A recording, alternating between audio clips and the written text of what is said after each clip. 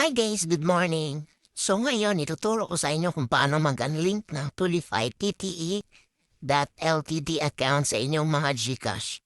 So first guys, punta tayo sa ating Google. I-type natin doon ang phone tracker. Tapos ito yung lalabas, phonetracker.tricks.com. Tapos pipindutin nyo yan. Tapos may lalabas. So ito na yung lalabas. So mag-sign up ka dyan. Ilagay mo dyan yung mobile number na registered sa inyong GCash account. Tapos, email ad. Yun. Tapos pipindutin mo lang yung locate. Then ito na naman yung... So, ayan na naman yung lalabas. Next, pipindutin nyo yung quick links. Yung nasa baba. Pindutin nyo yung quick links.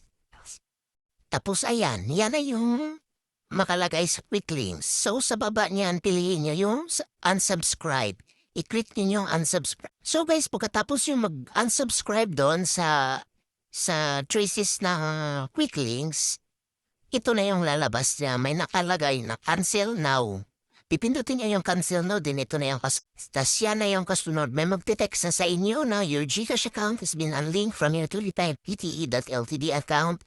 Avoid frequent unlinking as this can result in being unable to relink your account. So, meron pa, mani-email pa yan. So ito lang naman yung email nila.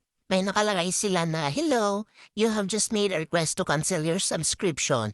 We acknowledge receipt of your request for termination and confirm that this request has been taken into your account. You will no longer be charged. We remain at your disposal for any further questions. Phone tracker tricks.com." Ayun lang kabisik guys. Thank you.